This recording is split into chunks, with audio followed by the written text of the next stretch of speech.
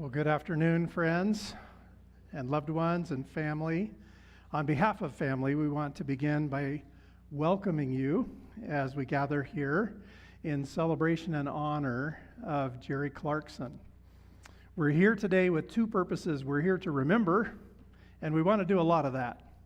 We want to think about favorite memories of Jerry's life. We want to assure you that a smile and laughter can be completely appropriate as you think about the wonderful man that Jerry is and what he means to all of us as fond memories are shared. And we want to celebrate also, not just to remember, but we want to celebrate. And today is a time of worship. It's a time of giving thanks. We know to whom we're grateful for Jerry's life. And so we come with that attitude as well, that we're here to give thanksgiving, to say thank you, Lord, for this dear man. And thank you, Jesus, for the hope that we have of eternal life together. That turns today, while it's a day of mourning and tears are normal too, and they're welcome, that turns today into a time of celebrating as well, as we rejoice over Jerry's full and complete healing. And as an educator, as his graduation, his ultimate graduation, and so we're grateful to be reminded of our hope today, and we'll do some of that too. We want you to know there's going to be a time for some open sharing. In case there's anyone here who wants to add a memory to what's going to be presented and offered, we also want you to know that our service today is being recorded and presented online live. And so to those who are online, we welcome you, and we're so glad that you are here also. In fact, if you are online, we would like to ask you to please comment. Let the family know that you're here. If you want to online, you can share a comment, favorite memory of Jerry's also, and we thank you in advance for doing so. There's going to be a reception that follows this gathering, and you're welcome to stay as you're able to do so. It's in the adjacent room to this gathering, and that will give you opportunity to visit with the family if you're able to stay. A meal is being provided, and in that way we want to celebrate. Just a hint, there are M&Ms, a favorite, at each table as well.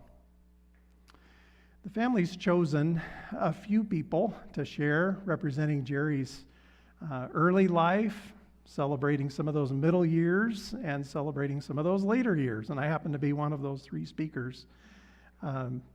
Janelle Pickens is here, and she is going to share from the early memories. Pastor Ken Comfort is here, who served alongside Jerry and their families in Bolivia and Peru, and so they are here, and he gets to share some of that. And I'm privileged to say I got to pastor Jerry through his last years, and so I will feel honored to read something that the family has prepared in celebrating that. Following us, actually, Carrie, Melissa, and Rachel are going to share also, and then we'll open it up for some sharing, just to give you an idea of where we're headed together.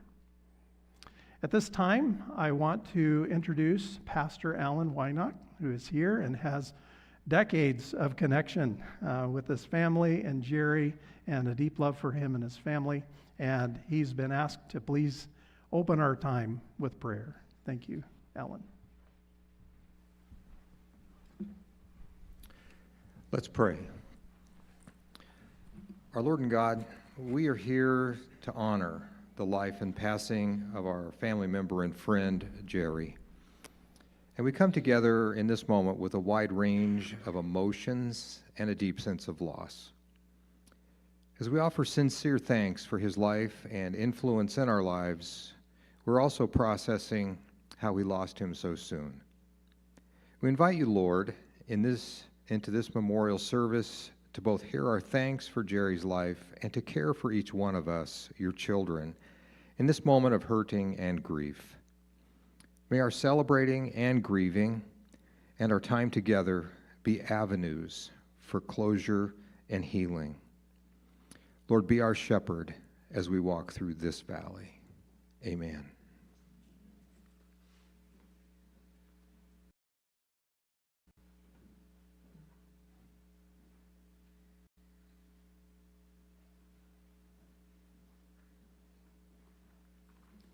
Hello, I'm Janelle Pickens. My family got introduced to the Clarkson's family when we started attending the Post Falls Friends Church. The early years, born and raised an Idahoan. Jerry was born in Council, Idaho, the third child of Elvin and Pat Clarkson. He was born in a time of grief for his parents, who had recently lost his older brother, Jonathan, who was only 18 months old, to a sudden illness. Jerry must have been a ray of sunshine during that difficult year, and he never stopped spreading his joyful light to others the rest of his life. Jerry was always proud of being a native Idahoan. As a child, he lived in McCall, Nampa, Meadows, Coeur d'Alene, and Hayden Lake. Some of his earliest memories were of his dad bringing home the cleanouts of the ice cream from the Carnation Creamery factory in Nampa. Jerry really liked the fact that the ice cream had extra goodies in it because it was from the bottom of the big vats. Jerry also remembers that while living in Nampa, he learned his first painful lesson in life. That was when he left his favorite Tonka truck out in the front yard of their little house, and someone stole it. By the time his family moved from Nampa to McCall, he had a new baby sister.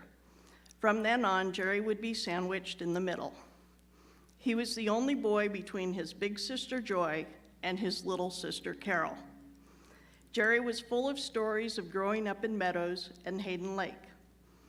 Anytime you rode with him in a car while traveling between southern Idaho and northern Idaho, he would be pointing out points of interest like a tour guide. This is where the delivery truck went off the road and down the embankment, and everyone picked up beans and cookies for the winter. Oh, and this is where we used to collect sapphires and garnets from the creek bottom. I got to experience a couple of those trips. He would talk about the time the snow was so deep in McCall that when the roofs of the company housing had the snow shoveled off, everyone could see into the house next to them because the only outside light was where the windows lined up house to house. Jerry would slow down while driving through Meadows so he could point out the Boise Cascade house they had specially delivered and lived in after their newly purchased house burnt down in the middle of the night. Getting to the destination was never as important as making some side detour in order to point out a place Jerry wanted to share a childhood memory. He remembered living briefly in Logan, Utah, before the family moved back to Idaho. This time they moved to northern Idaho, where Jerry attended middle school and high school. The family lived in Coeur d'Alene until they built their new house in Hayden Lake. Jerry was old enough to help his dad build that house, and a love of building construction became a big part of his life. Jerry developed some lifelong interests during his teen years.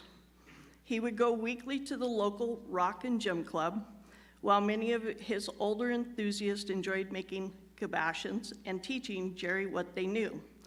Jerry gravitated to discovering and displaying crystals. Jerry's enthusiasm spread to other family members, and soon club field trips became a wonderful family activity. Another interest at this time was bicycling to and from school and exploring Hayden Lake on two wheels. In high school, he started entering bike races where he would speed down the paved roads at 50 miles per hour. By the time he graduated high school, his legs were so muscular from bicycling, he could only wear sweatpants. He never wore jeans after his racing days. While in high school, Jerry discovered a love of travel and learning foreign languages. He earned money helping his dad put siding on various buildings and flipping hamburgers at the Old Topper restaurant in Coeur d'Alene. He used the money to pay for 2 summer trips, traveling through Mexico, Guatemala, and Belize. He learned things by exploring, investigating, and applying things to real life. He always said he learned geometry by measuring and cutting angles for siding jobs. In high school, he loved being a teacher's assistant and volunteering to help the younger students with their outdoor school. One time, he even blew up the chemistry lab, trying to see if you can boil acid to make a more concentrated solution for a battery. If there was something he was interested in, he would spend his time researching and planning. He would pore over back road maps of the forest. This helped him with exploring, hiking, and rock hounding. He treated the Idaho public lands as his backyard, camping and fishing the rivers and creeks. Even though his life would take him to many faraway places, the old phrase, "You can take the boy out of Idaho, but you can't take the Idaho out of the boy," fit Jerry to a T.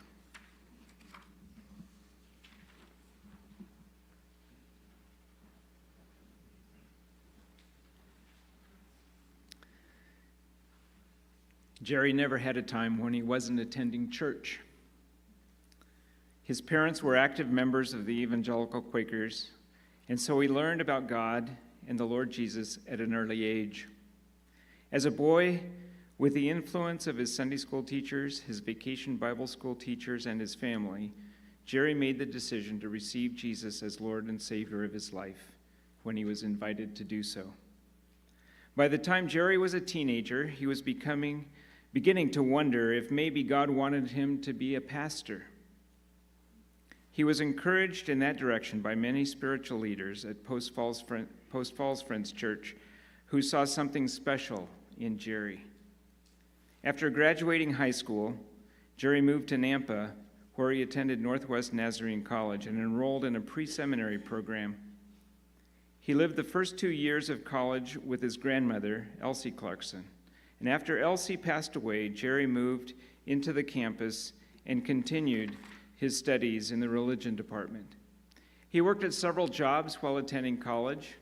He was the campus liaison for a travel agency and also a mortician's assistant.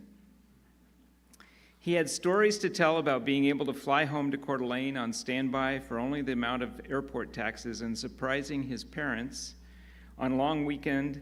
Or he also told stories about the odd things that would happen while working the night shift at the funeral home. He arranged for his college buddy group to use the funeral home limousine to take their girlfriends on a special date night. This was pre-Carrie.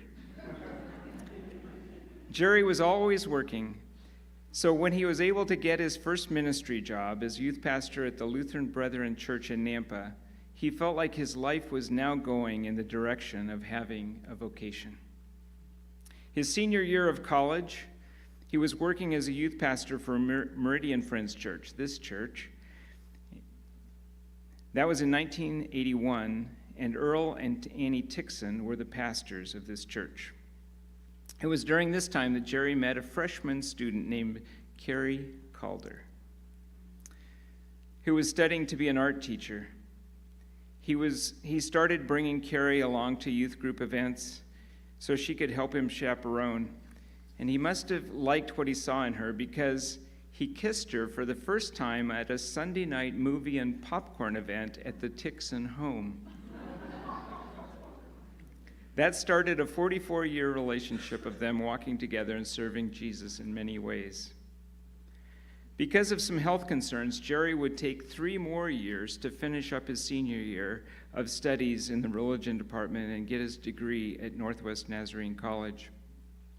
During that time, Jerry and Carrie volunteered to serve as youth pastors at Nampa Friends Church.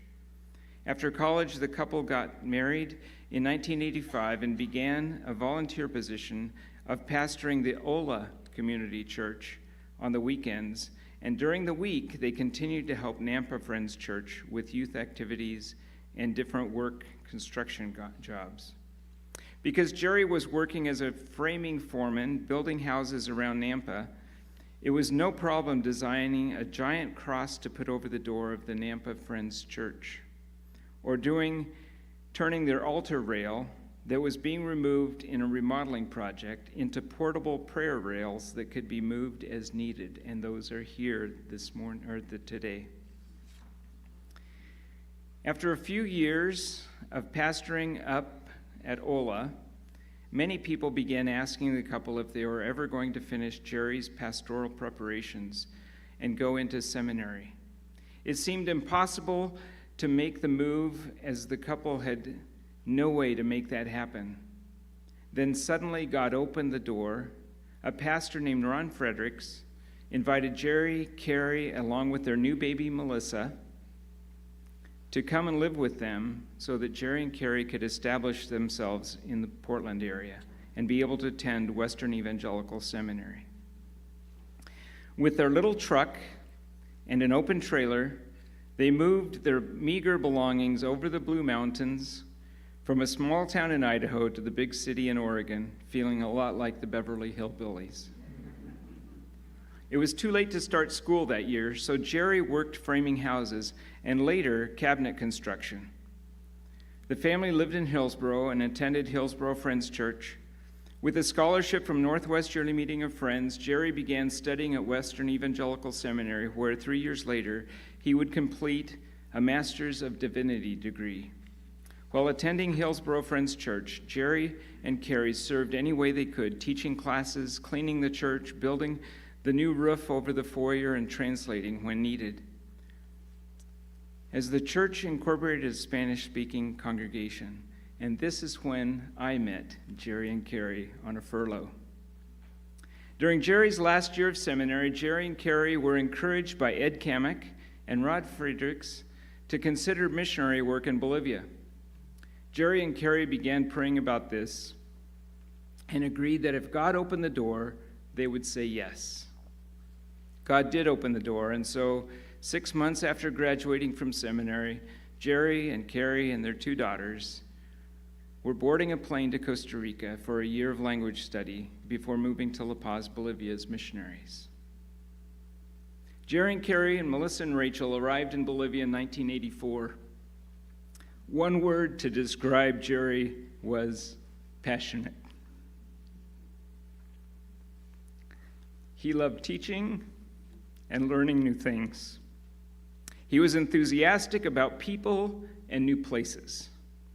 Like several of the rest of us who served as missionaries in South America, Jerry loved geology, anthropology, linguistics, theology, and a few other general curiosities. Jerry added quite a bit to our mission council. Each of us that worked in South America for Northwest Yearly Meeting as missionaries worked semi-independent of each other in various ministries and assignments. But every 3 months, we all met together at mission council meetings to worship, to share, to plan, and hopefully to play. We were uncles and aunts to each other's children. We were each other's colleagues. There was a bond that developed between each of us that lasts to this day, that is stronger than the band of brothers that combat soldiers experience on the battlefield. I believe that we're able to accomplish great strides in our mission of developing an autonomous national church because of this bond. Any of us by ourselves could have accomplished a small portion of that goal, but together the results were exponentially greater because of our close-knit collaboration with national church leadership and our listening to the Holy Spirit together.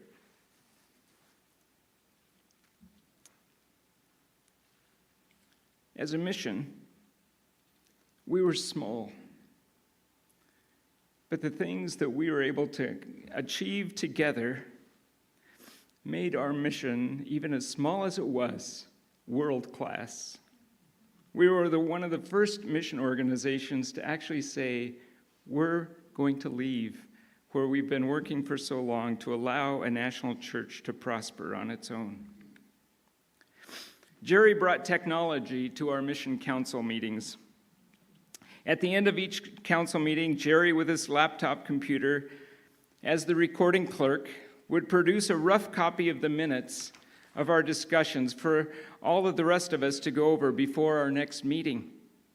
We would make edits, and by the end of our meetings, we would have a finished document ready to send to our mission board in Newburgh.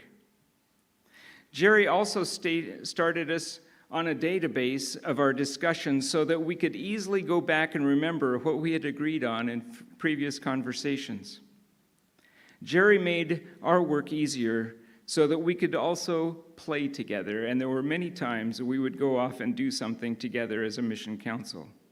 But let me tell you, as a mission council chair, all of this was a huge blessing.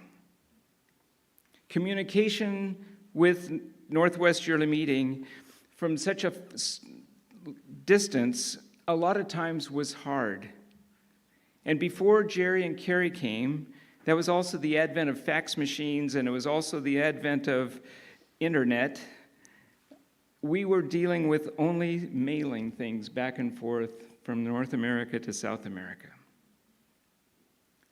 Jerry's ministry in Bolivia as a missionary was to administer the Bolivian mission office, to train a group of young men to plant churches in remote areas of Bolivia, encourage and visit congregations with the leaders of the National Church of Friends, and teach classes at the Bible seminary that served several evangelical denominations. Jerry would also spend 4 weeks each year as a guest teacher for Peruvian Friends Bible program in Peru. Jerry loved the adventure of the experience. Jerry and Carrie would have continued serving in Bolivia longer, but one of the goals of our mission council was to turn all the missionary duties over to Bolivian and Peruvian National Friends Church and closed the mission work of Northwest Yearly Meeting in these two countries. Jerry's accomplishments and friendships from that time was something that Jerry would speak of fondly for the rest of his life. Bolivia Yearly Meeting currently has their own missions emphasis to the Chiman people of the Amazon basin. I was able to visit there 2 years ago. Jerry went on several exploration trips into the vast reaches of the jungle, helping to establish connections for this work to get started. This relatively new mission work is currently thriving under the leadership of people that Jerry worked with 25 years ago. I might add that last weekend, both Bolivia and Peru Yearly Meetings held a pastors' conference together in Peru that was a blessing to each yearly meeting. The fruit of our mission, and especially Jerry's collaboration of leadership training, is successful, and it's continuing to be very productive. When I called Bolivia Yearly Meeting to let them know about Jerry's passing a few weeks ago, everyone on the administrative council exclaimed their sadness and added, Jerry was their seminary professor. There are lots of stories about Jerry Clarkson that are told in Bolivia. 3 years ago, I was able to travel with Jerry and Carrie to the jungles of Ecuador to see about the starting of a new Evangelical Friends mission field among the unreached Shuar people. Traveling in the remote parts of Ecuador had its challenges, and the political unrest of the country also proved interesting. But having Jerry and Carrie and our former experience together proved a blessing. I could always count on their collaboration and wisdom when decisions needed to be made. Jerry's next big ministry opportunity came when the family visited Barclay College in Haviland, Kansas.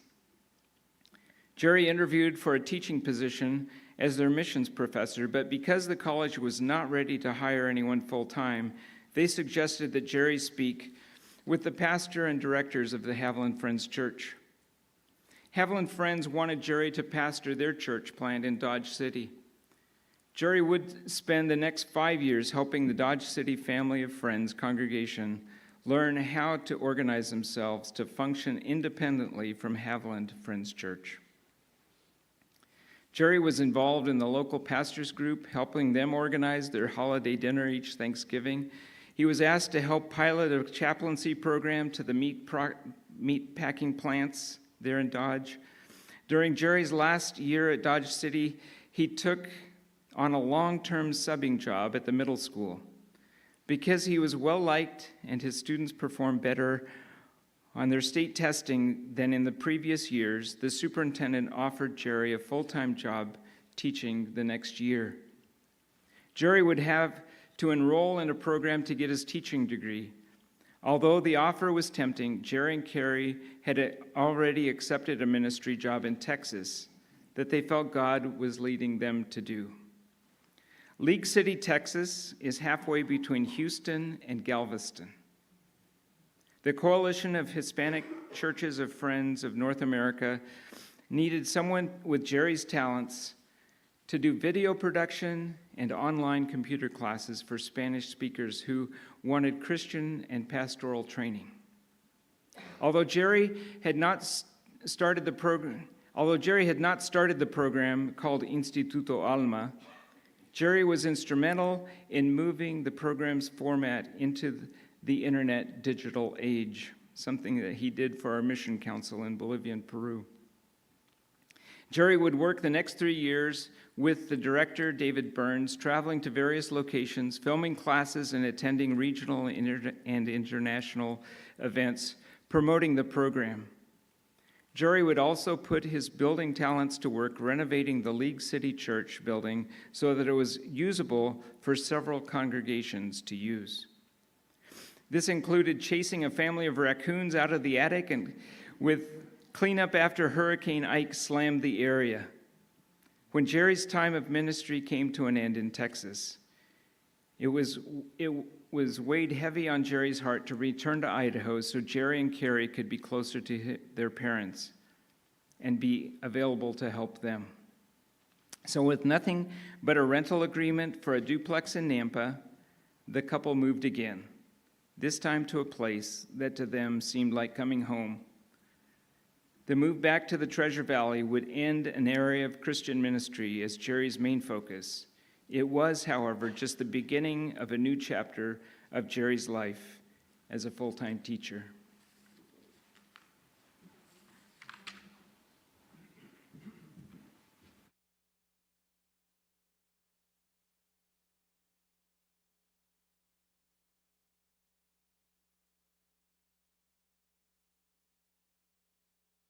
Jerry always had people pointing out to him that he had a natural talent for teaching. In his senior year of seminary studies, he was a teaching assistant in various classes, including Greek, and oh, how he loved languages. He taught college classes in Bolivia, Peru, and Kansas. He taught as a substitute teacher in the public schools of Spearville and Dodge City, Kansas. So before his wife could unpack their belongings in Nampa, Jerry was signing up to substitute teach in Nampa, Kuna, Caldwell, Middleton, and Valley View school districts. Do you think he was enthusiastic and ready? There wasn't a day that went by that he wasn't working as a teacher. After moving to Nampa, it was time for Jerry to get official to become a certified teacher. So Jerry enrolled in a program, the American Board for Certification of Teachers. Upon completion, he had his Idaho credentials for teaching math. His first job was teaching at Nampa High School, and his second job was teaching at Cambridge High School. It was his third job, however, that most people will remember him by. That was teaching computer STEAM, is that correct? STEM. That's what I thought, it was STEM. I think autocorrect got you on this one. STEM classes at the Valley View School District in their middle schools. Middle school was his favorite type of educational setting. He loved the students of the middle school. He could joke around with them and feel at home. His own family called him the Big T's, where he was the king of dad jokes. Now you have to know that this family's chosen a variety of ways for you to be involved today in honoring Jerry. One of those ways is, did you notice the pieces of paper out there in the foyer? If you haven't, please find one. They've invited you to write a dad joke in honor of Jerry, so we hope you'll do that. And I wrote one. Can I read it? Why did the invisible man turn down the job at the church? Because he couldn't see himself as a preacher. My only question is, do I have to sign it? It's optional. This is good news. And I heard my share of Jerry's dad jokes, loved it. That talent was not lost on his students. He also loved teaching STEM computer classes. He always said how lucky he was to teach one of his favorite interests. He would tinker with and adapt project ideas before having his students make them in class. One whole room of the house Jerry lived in was dedicated to Jerry's teaching projects, and that is not an overstatement. He loved anything technology. His 3D printing, he'd bring things in and show us all about that with so much passion and so much enthusiasm and on. He took one of our machines here at the church and he converted it over to a different language than Windows. What is that called? At Linux, thank you, of course. I blocked it out of my head. Oh, but he was so passionate about this technology.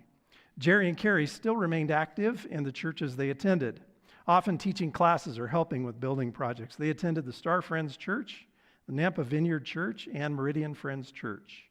Jerry would bring his parents to church at Meridian Friends as they were at an age where they could no longer drive. Soon, Jerry was helping as a sound tech here, as well as teaching Sunday school classes on things that interested him. One of the things that helped Jerry during these years was learning that he was on the autistic spectrum. It explained a lot of Jerry's idiosyncrasies his obsessive focus on topics that interested him, and unawareness of other people's point of view, his rigidness when dealing with other people's poor behaviors, and his emotional responses to overwhelming stimuli. Learning about his autism gave his family the ability to talk about his unique responses without it feeling like a personal criticism. It also helped him to better manage his interactions with other people that he worked with at school, church, and home. As a teacher, he was often able to work well with other students who, like himself, were bent toward autism. And I have to say, this was one of the greatest gifts that Jerry gave to me personally. As he started attending Meridian Friends, something came up with regard to the sound operation. And he says, "Ken, there's something you have to know about me." And he told me about this. And he just simply explained, change is hard for me. I love Jerry's transparency. I admire it.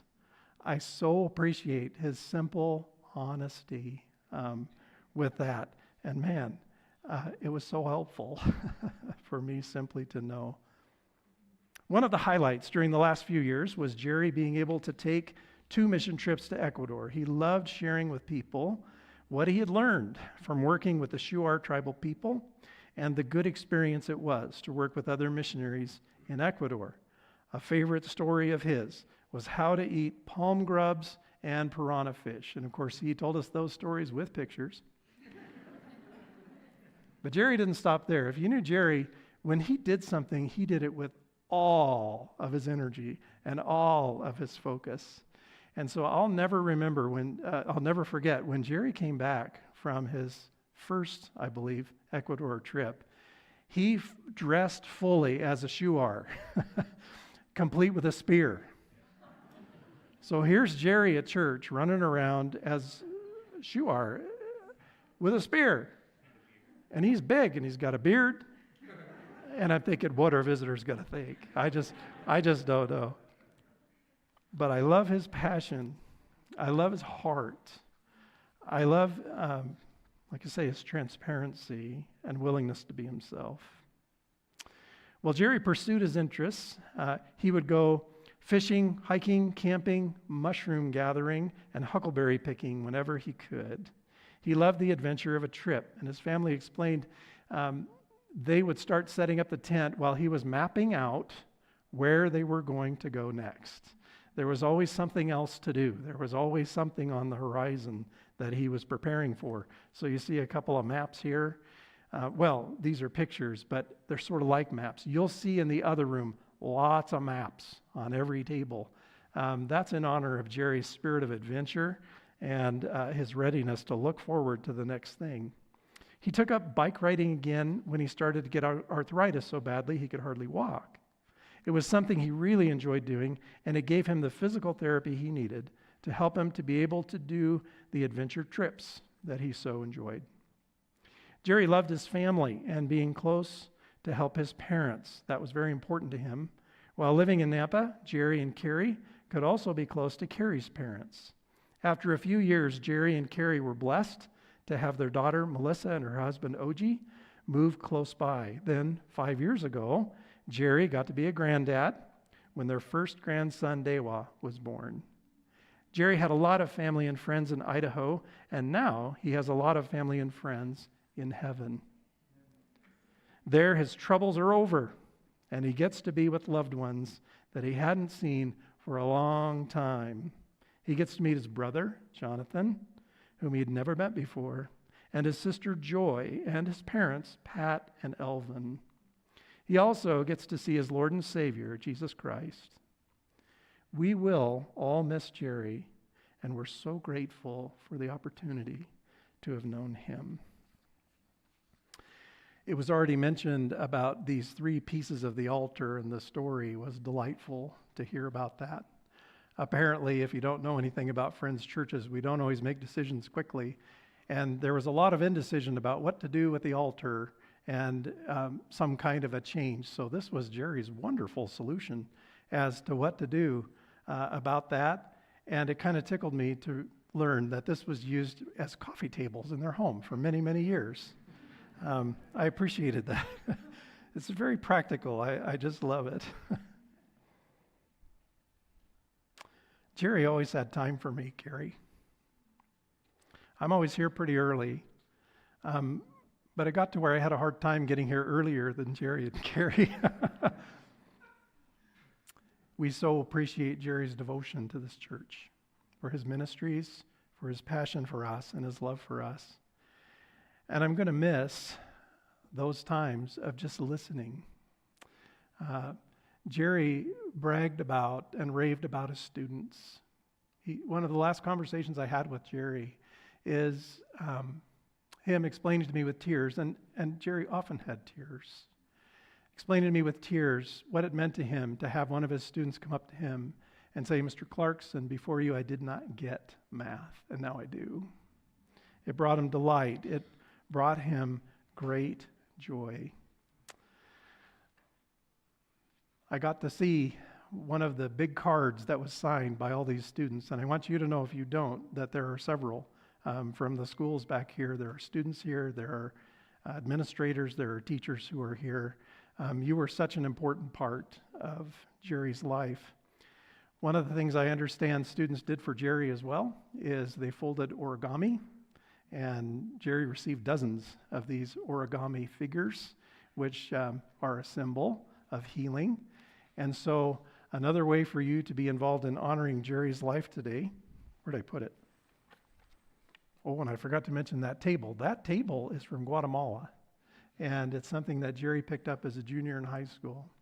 He was very sentimental. He couldn't throw anything away. Does that sound right? Yeah. That's about right.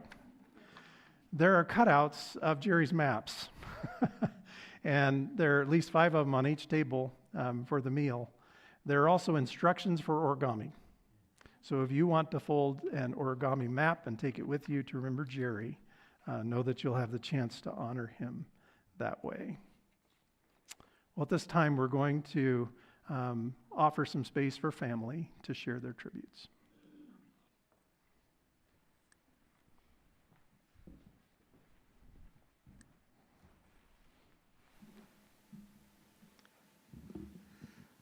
So one of the things I remember about my husband is how much my life was a ongoing adventure.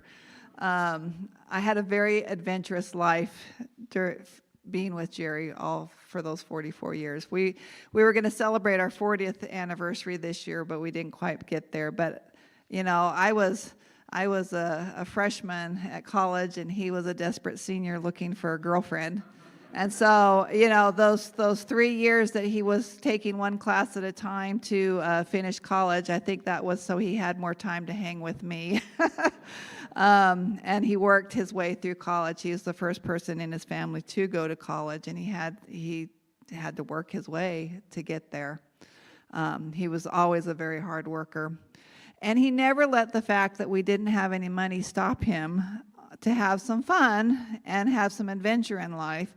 And he would figure out how to make it happen. And so one of the things that we did early in our marriage is we had this little red pickup, and we couldn't afford a camper.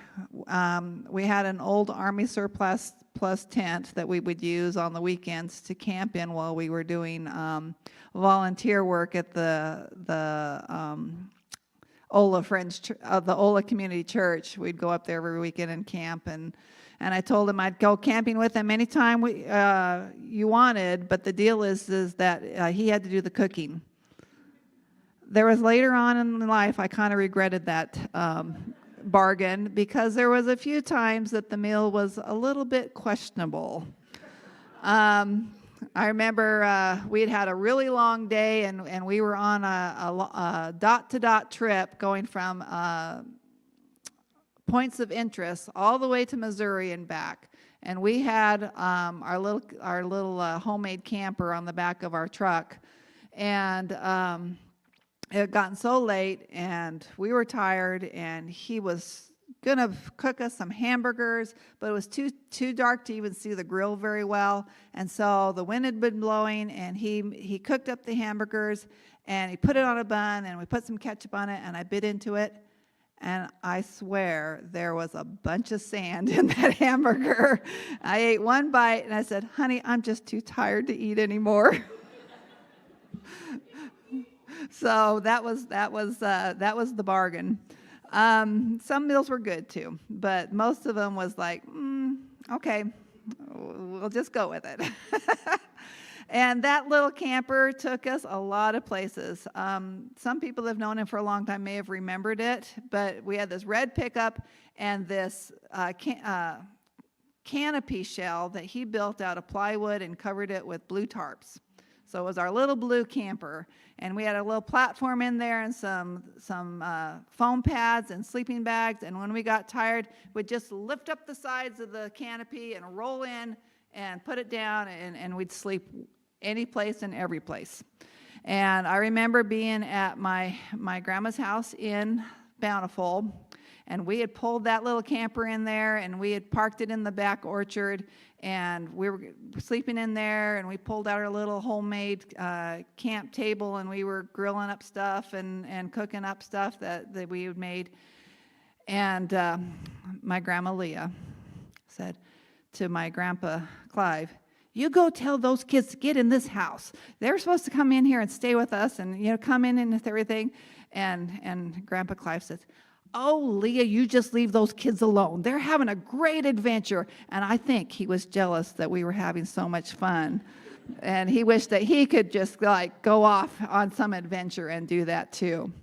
And that was kind of how our life was. Our life was all of these adventures. I got thinking about how many states we had visited doing these little trips and stuff, and it was 25. I mean, we visited half of the United States, and that's a big place. We've gone to 13 different countries. So life with him was an adventure and never a dull moment. I can believe me. And I kind of like that because I'm an adventurous person too. So, but I will always remember fondly that little blue tarped camper we had, and we took it a lot of places.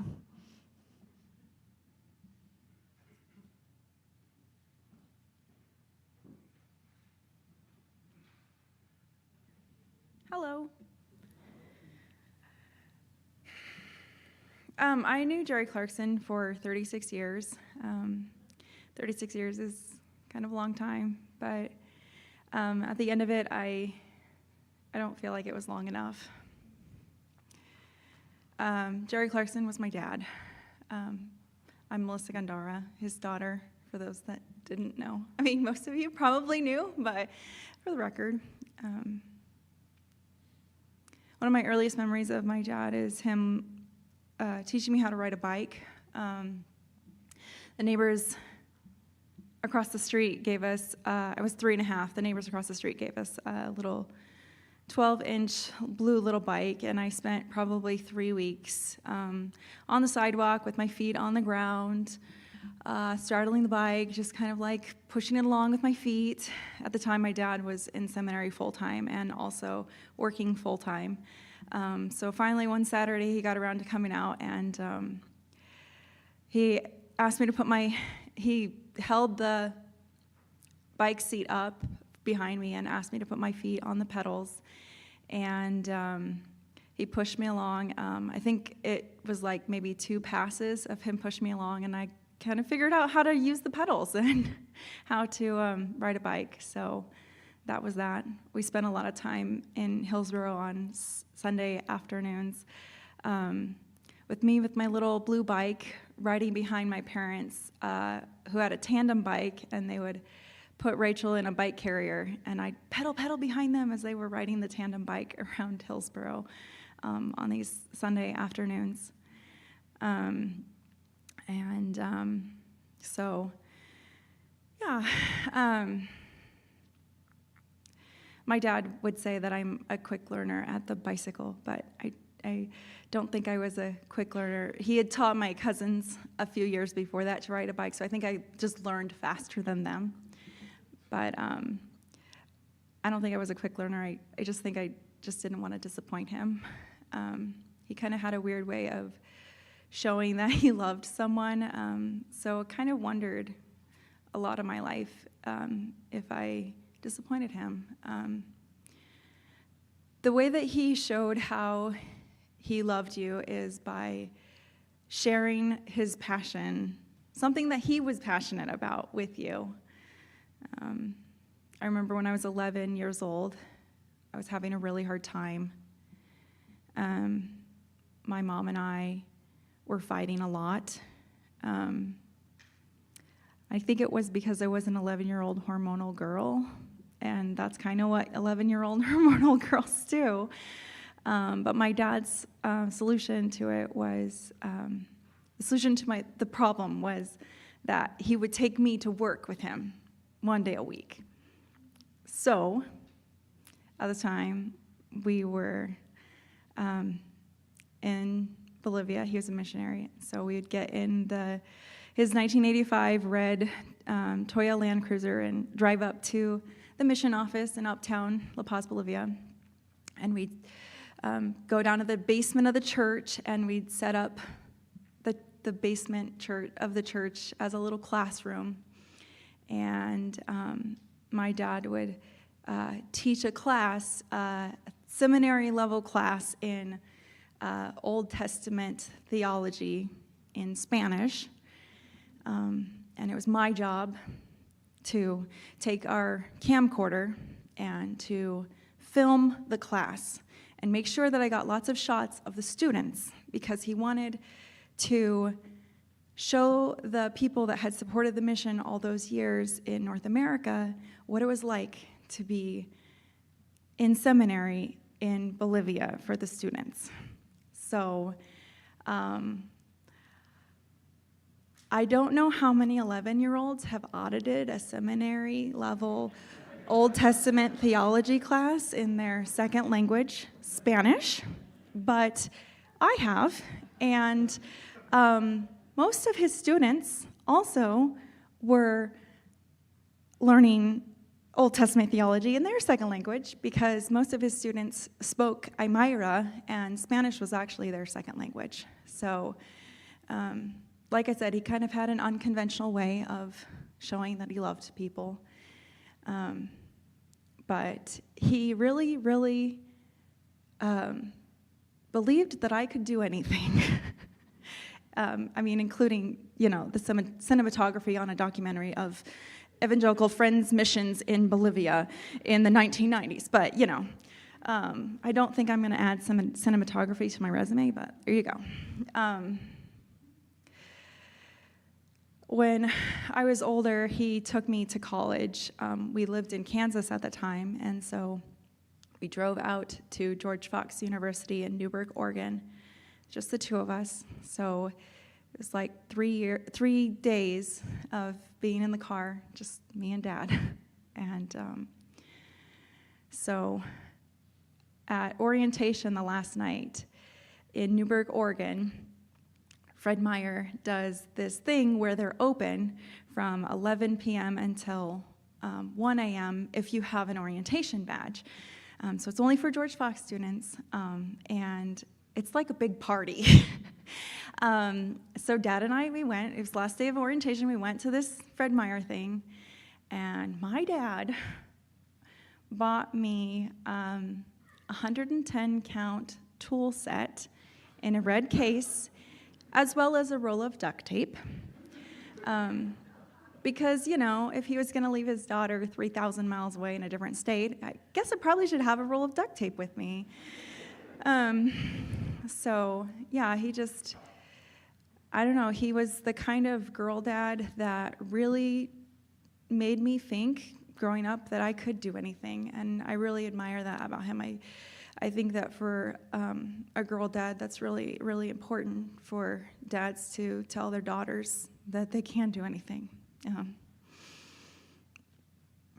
I've come to the realization as an adult that I can't do it all, and that's sometimes been a hard realization to come to, but that wasn't because of my dad. He was an awesome, awesome girl dad, and I'm really going to miss him a lot.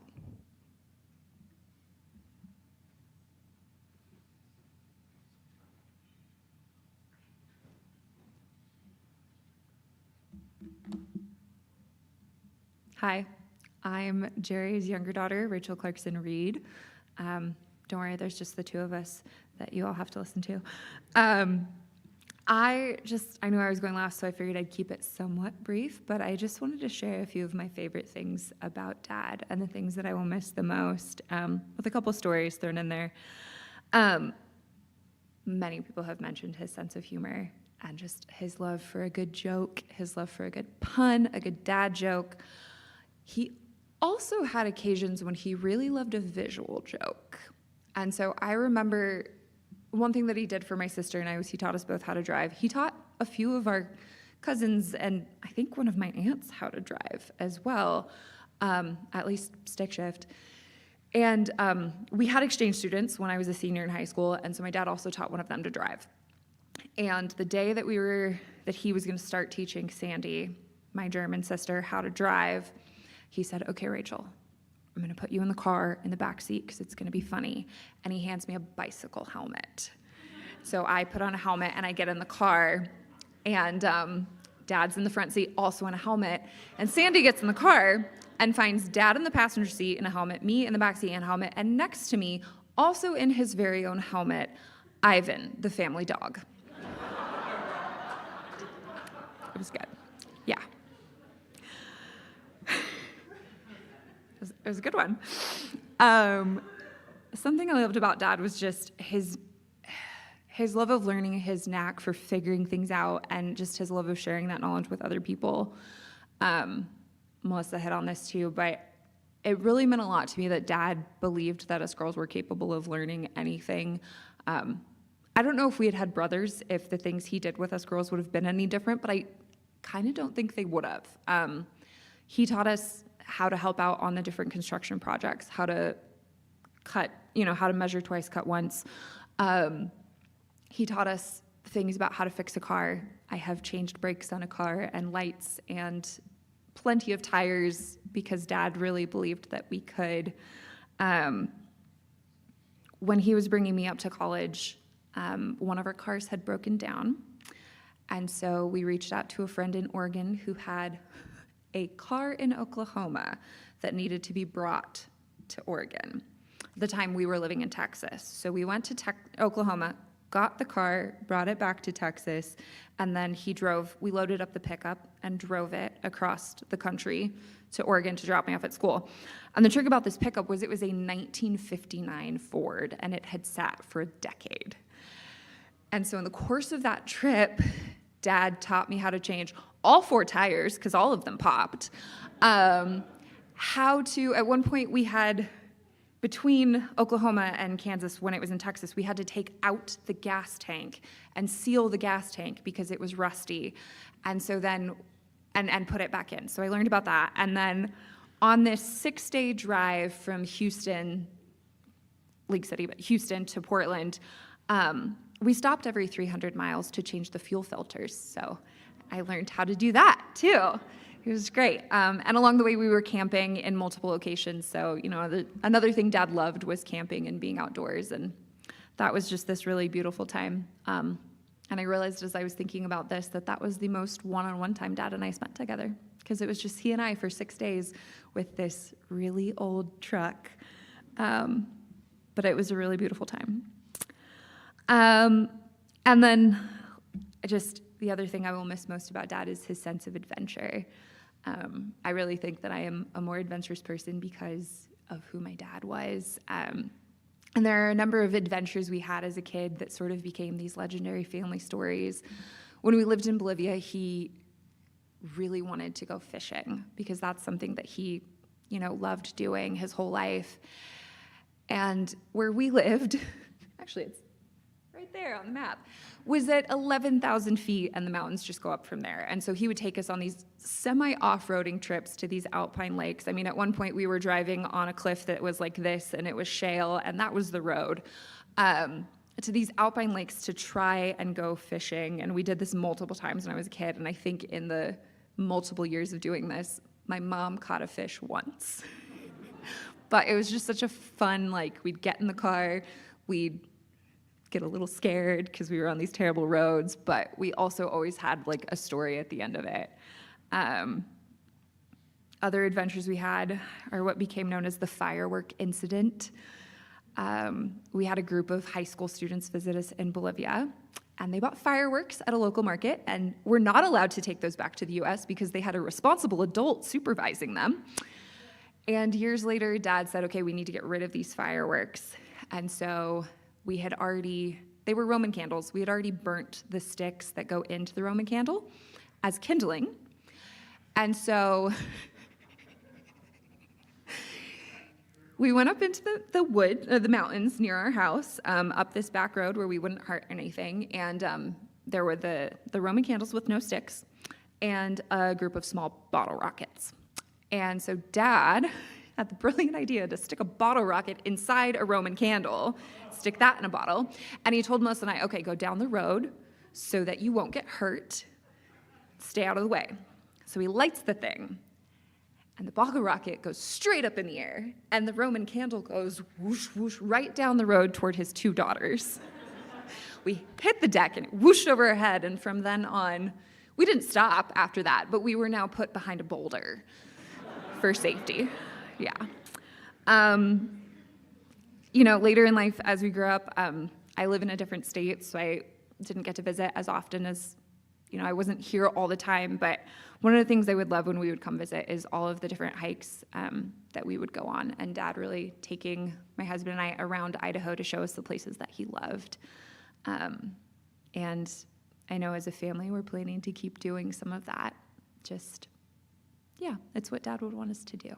So I am going to wrap up, and I'm really looking forward to hearing anything others have to share, because there's so many parts of Dad's life, like his life as a teacher, that I didn't get to see. And it's been really wonderful to hear how much people loved my dad from the people who have already shared, and I look forward to whatever others have to share as well.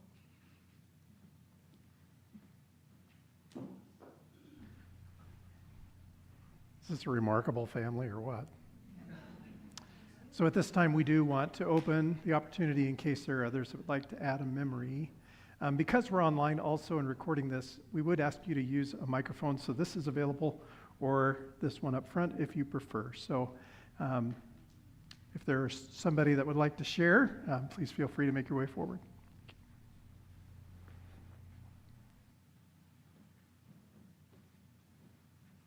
Hi. Most of you probably don't know who I am. My name is Jason Rogers, and hi, Janelle. I was really happy to see you speak up here earlier. I grew up in Coeur d'Alene, and Jerry and I met in high school when he liked my sister Pam, and he had a good choice in who he chose to date at any time. I don't know if they ever dated, but my sister did grow up to be a pastor's wife, so he had radar. But we came down to NNC. I did not go to NNC my sophomore year, and when I came back, I found out that Jerry was going to school there too. And so we did a little bit of hanging out. There's schoolwork to do, so it's not like we did a whole lot of different things, but I remember one event in particular, and some of you may have read it because I put it on the online memorial.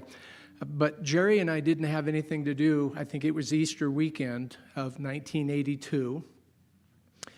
And so we borrowed a van from one of my friends from Louisiana who had other things that he was doing that weekend. And we went to Kuna Cave. Well, we started walking through Kuna Cave, and we were having a good time. Good thing Jerry had lots of flashlights. We're crawling through these little places, but we kept running into all sorts of junk. There was junk everywhere. You would think that a site like that would be a place that people would respect and keep clean, but there were those who had not. So we came out of the cave, we drove into Kuna, we knocked on a few doors until we were able to acquire 3 or 4 large black garbage bags. And we spent the rest of the day crawling back through the cave, putting all the garbage that we could in these garbage bags. And we had to be careful because when you crawl, there's a really tight area. And when you crawl to the very back and get through that tight area, well, if you fill up your garbage bag, it's not going to fit back through with you. So I think we had to do some shifting. But I learned a lot about Jerry's servant heart. And he and I share that in many ways. In fact, years later, when Jerry moved back to Idaho, I didn't know it until my wife called me. She said, "You know Jerry Clarkson, right?" I said, "Yeah." "Well, he's here in town again. I just saw him at the school." My wife was working in the school district. And so she let me know that Jerry was here. She got his contact information. We talked a couple times on the phone, but then he was up in Cambridge, I think, after that. And so it was hard for us to connect. And so a few weeks ago, I was gravely sad to find that Jerry had passed, because I didn't know he had had an accident. But about 3, maybe 4 years ago, Jerry called me out of the blue one day, and he said, "Jason," he says, "you still work a lot with missions, right?" And I said, "Yeah," because I spent 5 years as the district mission president for the Church of the Nazarene. And Jerry said, "Do you have any people in Ecuador? We're trying to make some connections in Ecuador." And so I connected him with some of our missionaries in Ecuador, and thrilled to be able to help him out with that in what little way I could. But I've always felt a kindred spirit with Jerry, and I guess I'm just going to have to wait a few more years before I get to spend more time with him.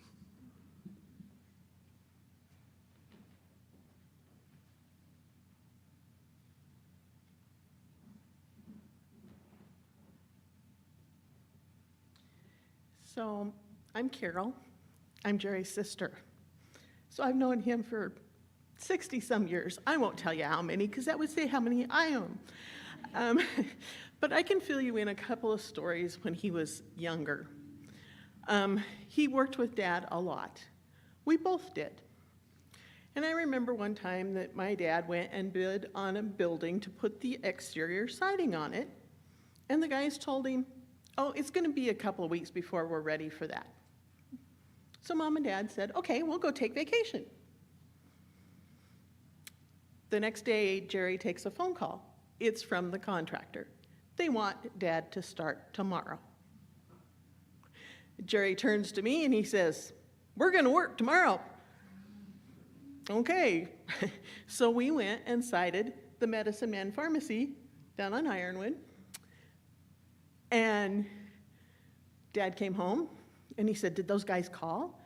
And Jerry said, "Well, they did. They called right after you left. And they probably got somebody else to do it. And you better go look at it, because they're probably going to want it fixed.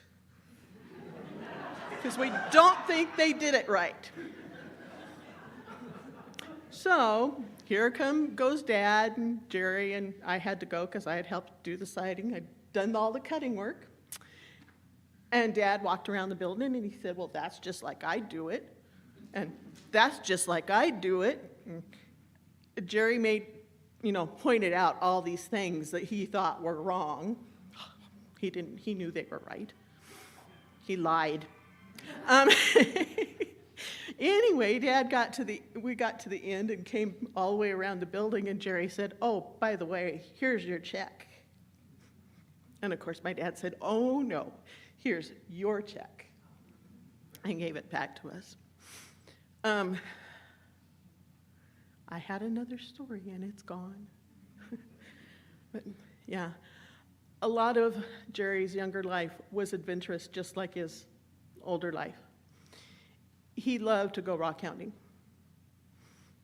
whenever he had a chance. I remember one trip, it was a 4th of July weekend. I had a little tiny Fiat, little itty bitty car, that we took up in the mountains to go rock hunting. We had a young man that's sitting right over there with us, and his sister and his baby brother with us. We went up and we found crystals like we expected to. And coming back, we're going down the road in this little tiny car. Remember, there's me, Jerry, our sister, and 3 of her young children. Tiny car, little Fiat, yeah. Tiny enough that it could be turned around by 4 guys. Okay.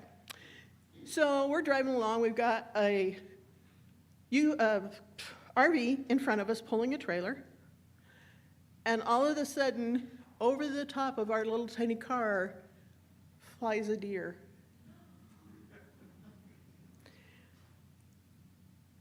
Jerry pulled over immediately, not to make sure that we were okay, because he knew we were.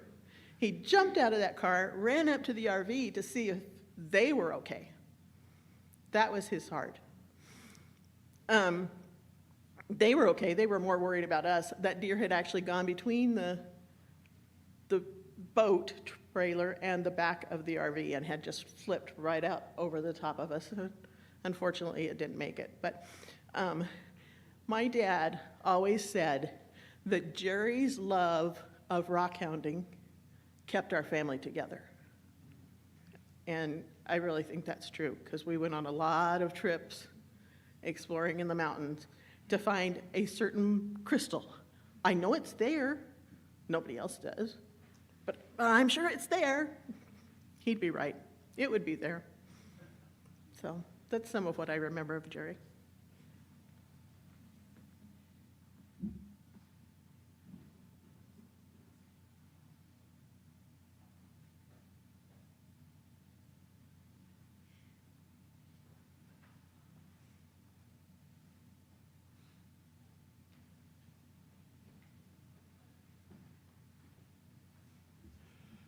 Well, I kept saying I wasn't going to say anything, but everybody's bringing back all these memories, so it kind of brings back a few to me.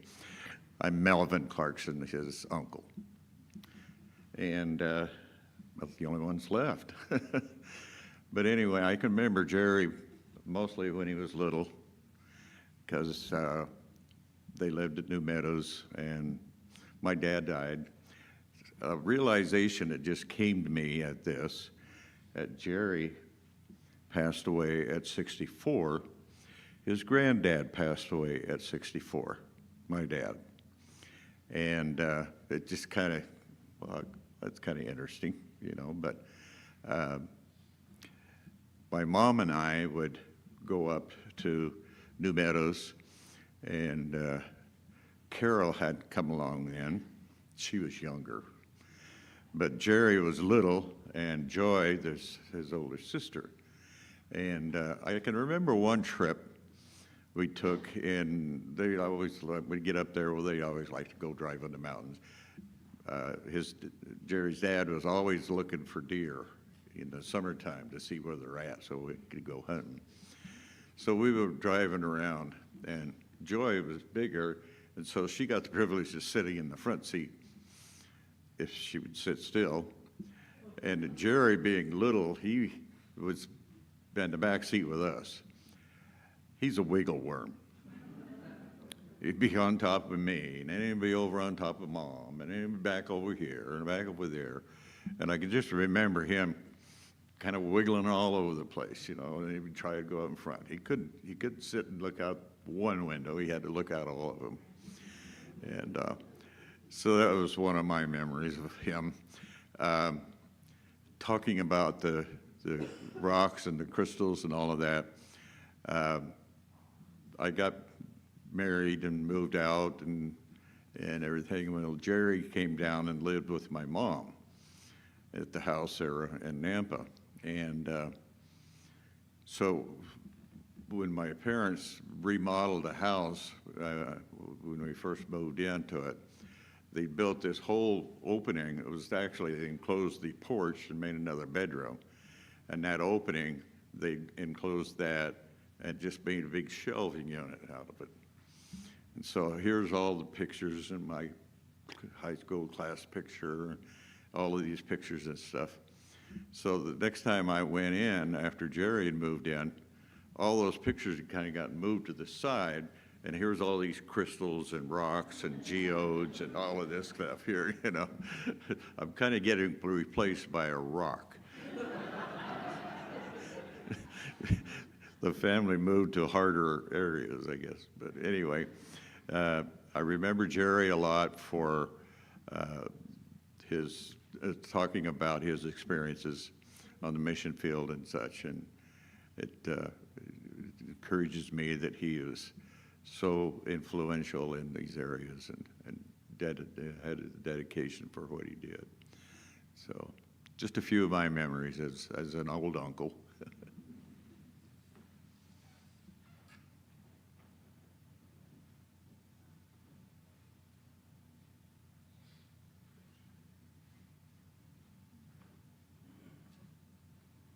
Hello, I'm Tucker, and I worked with Jerry for about 3 years at Summitview Middle School.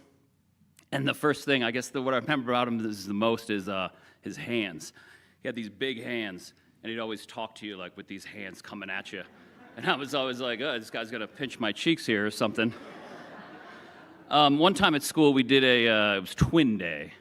So you have to find somebody and you have to dress similarly. So I didn't know who to find, so I was like, I'm gonna go to Jerry. He's a world traveler. He's got a lot of wardrobe, I'm sure, so we decided to do Hawaiian Day. So a couple days pass, I haven't heard anything from him, and it's that night, and I'm like, oh, geez, is he gonna remember to dress up? And sure enough, that morning, I open up my phone, and there's like 10 pictures of Jerry in all these different Hawaiian outfits. And he's like, pick one. So I chose one to match mine.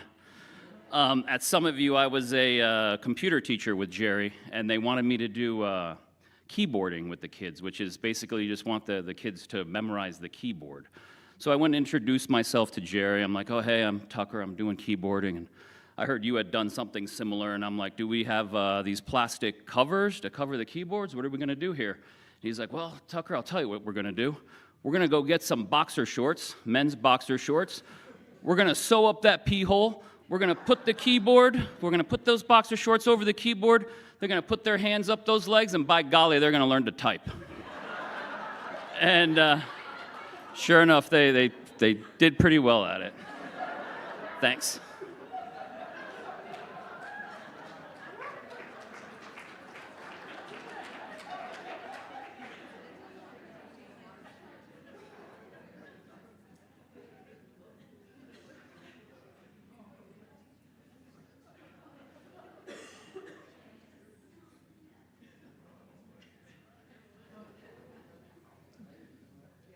Okay, I don't want to be on stage. I am John Walker. I'm the principal at Summitview. And I was not going to do this, but so going off what Tucker said, I remember walking into Jerry's, or actually, I can't remember if it was Jerry's or Tucker's room, but I saw the boxer shorts. And as an administrator, my mind went, what is going on here? So that was, I didn't know the whole story about that, but that was interesting. And I'll just share a brief thing about Jerry that was helpful for kind of tying on the servant role that he led. Bus duty every day was a task, and no one wanted to do it. It's cold in the winter, it's hot in the summer, and Jerry, from the first day Summitview opened, said, yeah, I'll do bus duty. And he did. Every single day he had the bullhorn, and he was on it, and he had his own systems. And the days that and there weren't many, but the days that he was not there for bus duty, we didn't know what to do. We were looking around for Jerry of how does he do this? Which bus is coming next? And so he was an amazing man, and his servant heart is something that I'll remember.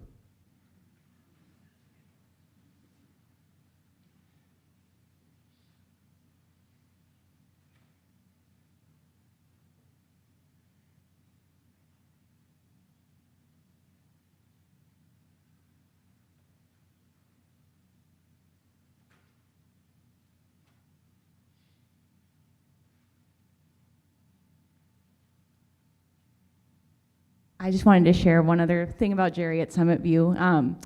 We got to hear a little bit of his pastor side because every Monday morning, a bunch of the teachers would meet to pray for our school and pray for the teachers and the staff and the students. And I really wish I'd recorded Jerry praying because he had that deep voice. And, you know, he would usually close us out, and it would just be like, that's it, you know, and it was just that pastor voice. So I was just so thankful that we had him there. It was so encouraging to all of us.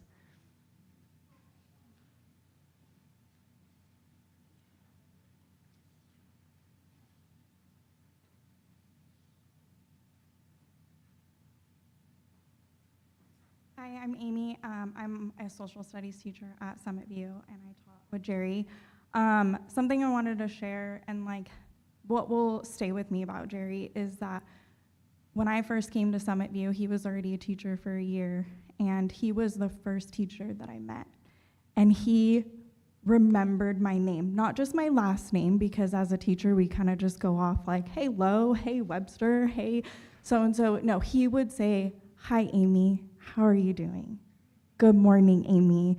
And it was like, that's something that I will always remember of Jerry, is he will remember you, and I will always remember him. And on a student side, I'm a teacher, but the students would always advocate towards me and talk to me about other teachers, good and bad. They never said a bad thing about Jerry. And they always loved telling stories about the 3D printing, about the little flying saucer things that they'd make in his class, how they would be touched in his robotics class.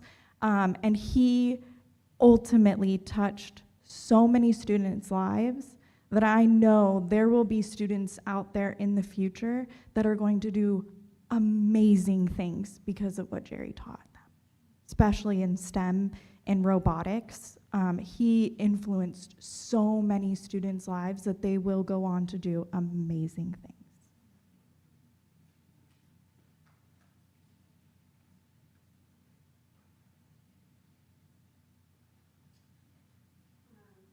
I am Nancy Luna.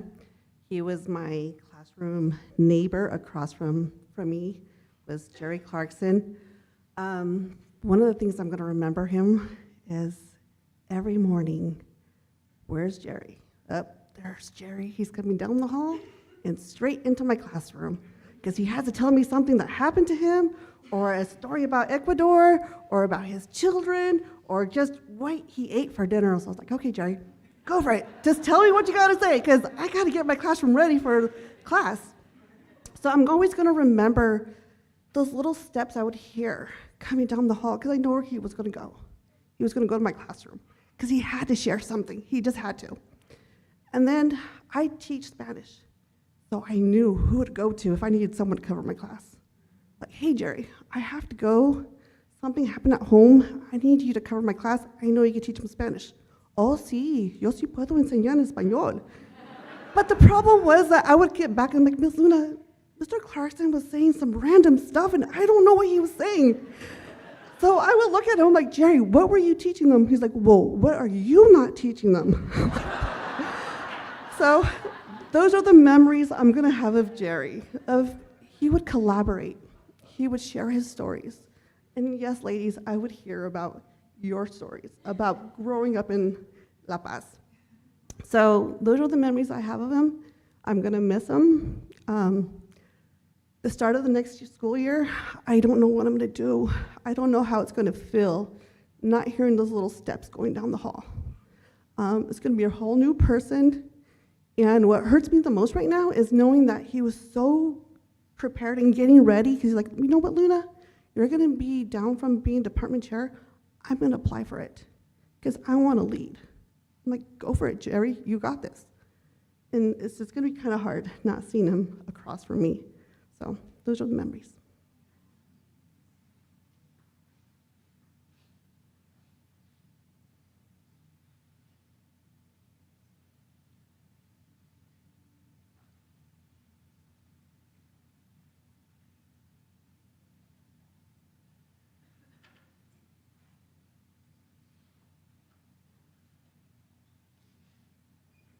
My name's Abby. I also taught with Jerry. And I just echo what other people said about his kind of dependability and always there and just would do whatever was needed. I feel like it was always random things that I would ask him to do, like things that I would ask my dad to do, but he was, 20 minutes away in Nampa. Like one morning I woke up and realized I had not put my glasses to the side and had rolled on him, and I woke up and they're like this, and so I'm driving to school with my glasses like this, and Jerry's always there really early, and so I walk in, I'm like, can you fix my glasses because I don't know what to do with them? And he's like, oh yeah, I got it.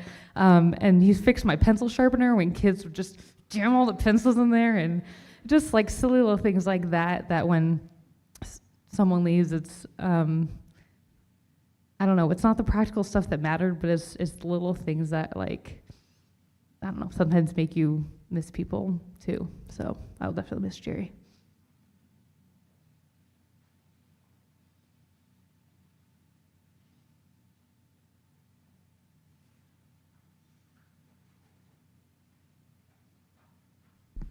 Hi, I'm Pat. I teach band at some of you, and I got to know Jerry.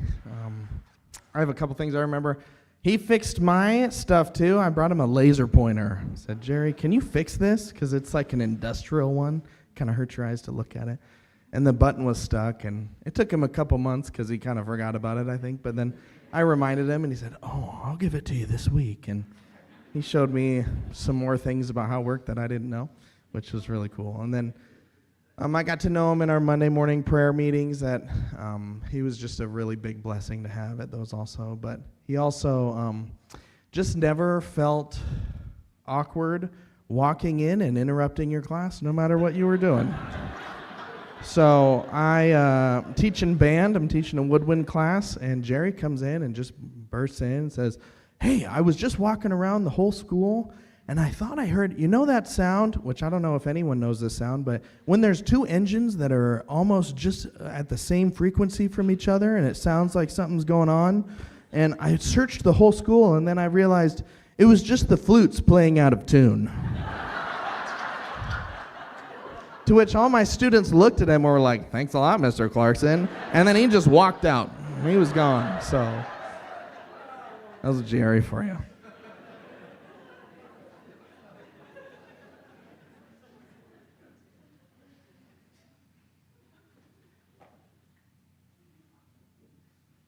Can you hear me? Hi.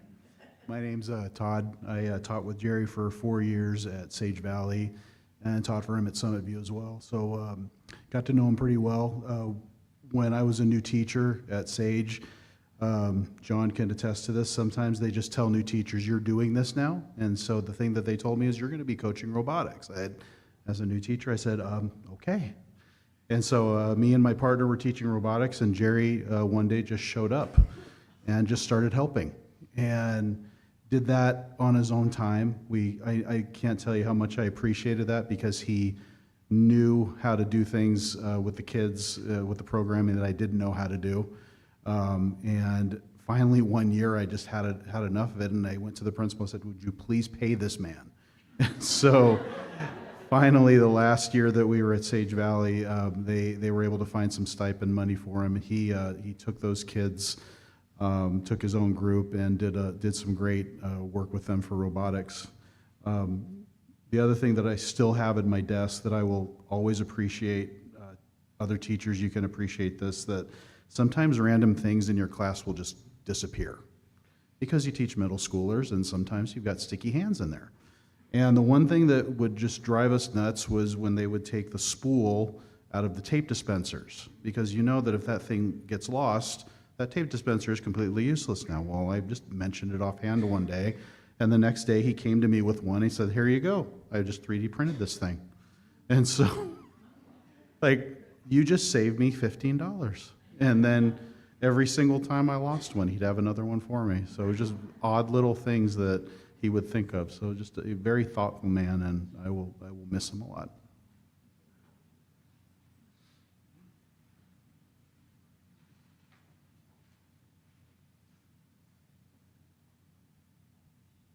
My name's Tanya Comfort, and I worked with Jerry down in South America, but that's not what I want to talk about today.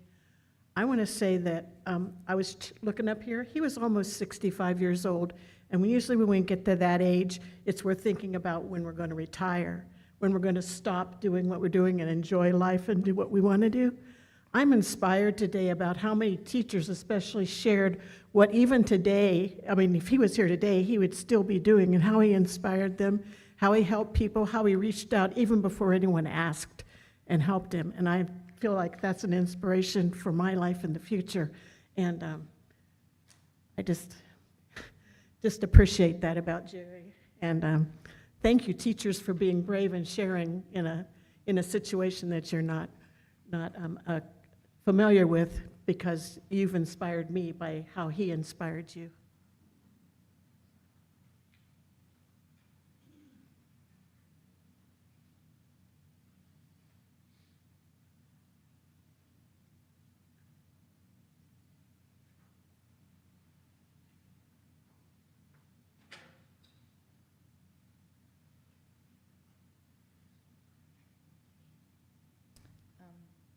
I'm Jamie.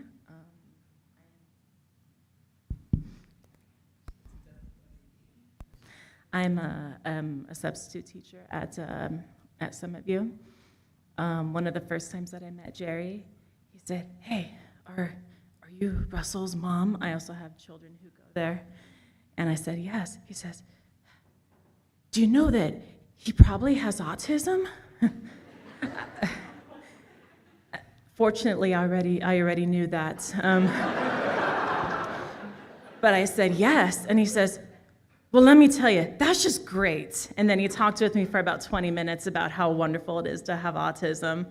And I loved that about Jerry. And he always, anytime we would talk, he would ask me how my boys are doing, because I raised 3 boys who are on the spectrum, and also I married a man on the spectrum. And he would always just talk about how much he loved working with students on the spectrum. And this past year, I was subbing in one of the 6th grade classrooms in one of the resource rooms, and they were reading a book about a girl who was struggling and who has a disability called Out of My Mind, and we had a very brief discussion about any struggles that we might have, and how we learn to live with things that that might hold us back. And had a girl raise her hand, and she said, "Hey, Miss Watkins, do you know Mr. Clarkson?"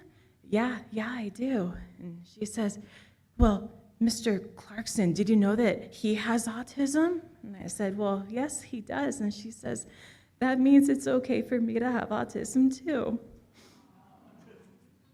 And I always remember that about Jerry, and how he touched students' lives and gave them permission to be themselves, because he was himself.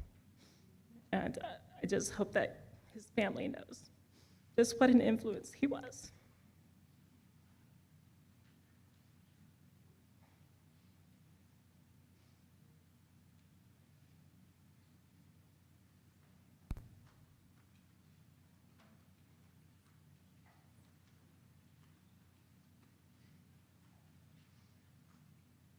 Hi, my name is Riley Nelson, and I am one of Mr. Clarkson's students. I was in his first period class, and he taught us support life skills, and he would teach us all these fun things that he would do. And every time that he had this 3D printer, and it would always make this annoying noise that would just bother the heck out of me. And I asked him, I'm like, "What's on that? What are you making?" Every time he would make something different, and I was like, and he would go, "Oh, I'll tell you when I'm done. I promise, I'll tell you." And months would go by, and I'm like, "Hey, what are you making?" And he goes, "Oh yeah, I forgot to tell you what I made the last time." And then he would go back to his desk, and he would think about whatever he was making, and then he'd come back to my desk, and he goes, "I forgot what I made." So. And it was always so funny, and we would just have this laugh together, and it would touch my heart, because always hearing him laugh would make me smile. And he just had that one of those laughs that are always memorable, and it was just really good to hear him laugh every once in a while.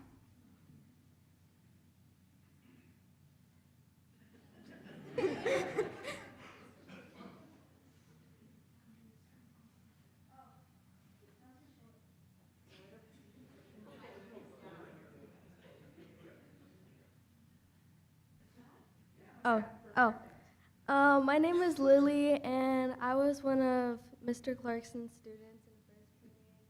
And I would just remember all the times when me and my friends would be shouting across the classroom, passing notes, and Mr. Clarkson would just go, "Hey, you guys need to stop talking. I told you guys not to talk." And we wouldn't listen, and sometimes he threatened to send us to the office, and we'd still continue to talk. And it was just moments like that where we would all have laughs together. And sometimes when we wouldn't listen, he'd grab his little pocket knife or that one big ruler that he has and be like, "I'm gonna chop your arm off or your finger." And Or sometimes he would say that he's gonna put tape on our mouths. And some of the kids would just go, "Oh, okay, you can do that." And he'd come up to us and he'd pretend to do it. And then he'd be like, "Nah, I'm just kidding." And it was just moments like that, and I'm gonna really miss it.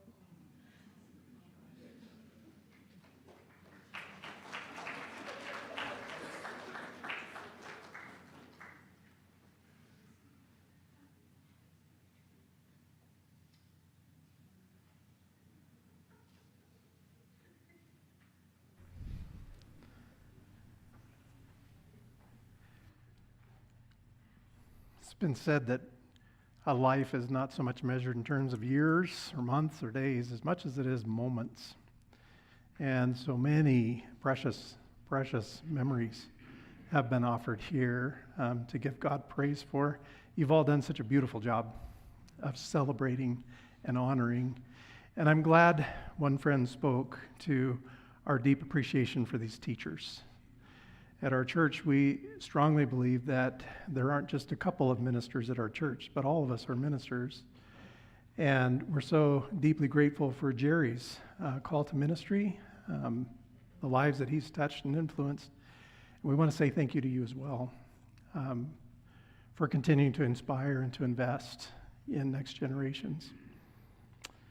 At this time, we're going to watch a collection of photographs that the family has put together representing favorite memories. And as you watch, would you also think about and continue to reflect on your favorite memories of Jerry's life, and perhaps where you are, just offer a prayer of thanks to God for him.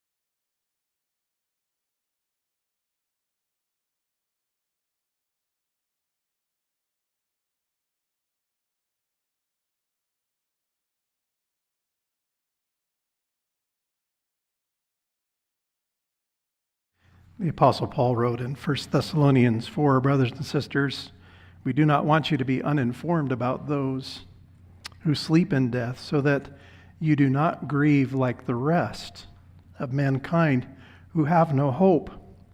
For we believe that Jesus died and rose again, and so we believe that God will bring with Jesus those who've fallen asleep in him. We have such an important instruction here about grief. Paul says, don't grieve without hope. I think what Paul doesn't say is just as important as what he does say. He doesn't say, don't grieve. Grief is welcome. In fact, in Scripture, death is described as an enemy. Paul described death in 1 Corinthians 15 as the final enemy. It's that big of an enemy. It's an enemy we certainly fight against, and it's an enemy that brings difficulty in our lives.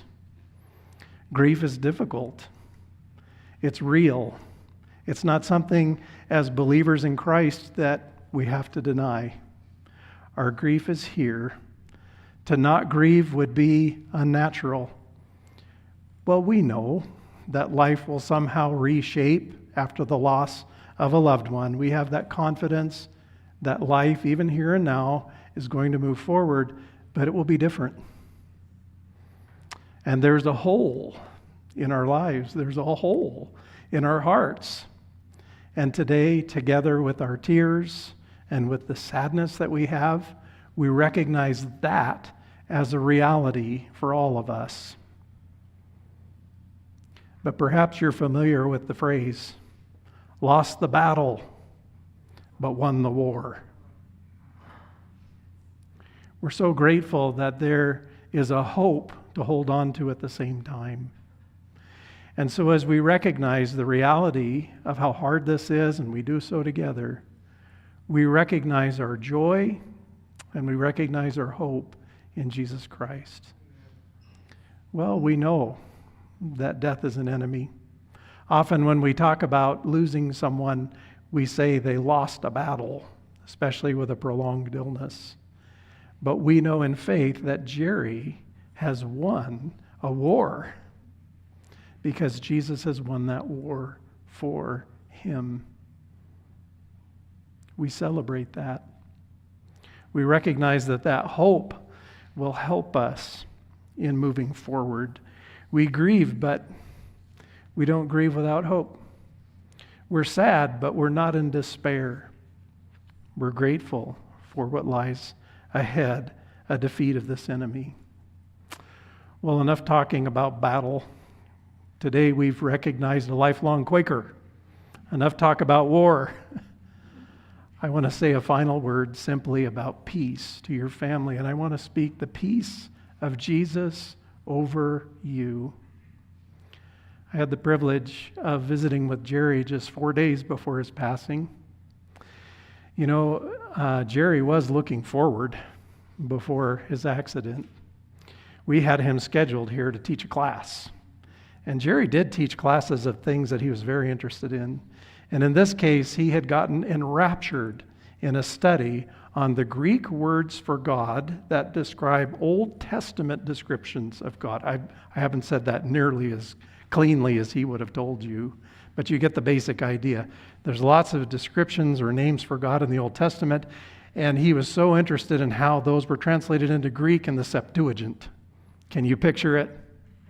His kids opened his computer afterwards and said there's pages and pages of these sites that he was visiting on Greek words for God because he had prepared so thoroughly months in advance. And so I thought I'd be clever, and I came to Jerry's bedside and I shared with him about Jehovah Shalom in the Hebrew, which means the Lord is peace. And I talked to him from the book of Judges and how God visited Gideon and gave him those words. And Gideon was overwhelmed with this greeting from an angel that the Lord is peace. In the Greek, it's Eirene Kyrio. And I offered this to Jerry at his bedside. I was proud of myself for memorizing it. And then I got to thinking, he's probably laying there thinking, you got so many things wrong. You didn't even scratch the surface of the importance of that. But what's important to me out of that is that the last thing I got to tell Jerry is that I wanted him to know the peace of Jesus. I believe that he has that peace now. Jesus put it this way in John chapter 16, verse 20, and it's a peace that I want to speak over your family as well. He said, "Very truly I tell you, you will weep and mourn while the world rejoices." And that's the awkwardness of today, isn't it? Life continues to move forward. It feels like everything ought to stop for a little while. Thank you all for being here, for stopping every part of your life just to be here. Your presence communicates so much to a family in grief. Family. You're going to have the chance to be escorted out here first. And I want you to look to your left and your right. And what I really want you to take a mental picture of that. Because grief will cause you to feel very alone at times. But I want you to know today you are not alone.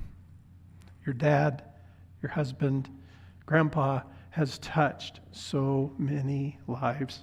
And his legacy lives forward. And you are surrounded and you're loved. It feels like the world ought to stop, but Jesus says you'll weep and mourn while the world rejoices. You will grieve, but your grief will turn to joy. A woman giving birth to a child has pain because her time has come, but when her baby is born, she forgets the anguish because of her joy that a child is born into the world. What a profound statement, because the hurts in this world are big. But one glimpse of Jesus, according to this promise, one glimpse of our heavenly home will somehow cause us to forget all of the pain that we've experienced in this world, because the joy outweighs the pain. So with you, now is your time of grief, but I will see you again, and you will rejoice, and no one will be able to take away your joy. This was part of a discourse that John records for us in the very last words of Jesus, literally, to his disciples. And he summarizes it this way: I've told you these things so that in me you may have peace. In this world you'll have trouble, but take heart. I have overcome the world. Would you pray with me? Gracious Father, what a privilege it is today for all of us to recognize the importance of Jerry's life. How good it is simply to be together. Thank you for the many different corners of Jerry's life and legacy that are represented here in such a visible, audible, tangible way. Jesus, we pray comfort, and indeed we pray your peace when an enemy inflicts, there is pain.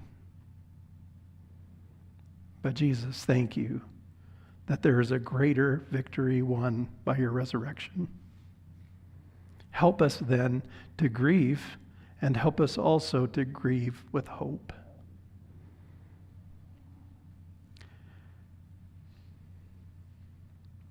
What's more, as we reflect on Jerry's legacy and memory and contributions, help us to live into that example. Help us to appreciate the moments that we have to invest in others' lives so deeply. And Lord, it's our desire ultimately to worship you today and say thank you for Jerry's life. It's in Jesus' name, in fact, that we gather and say so. Amen.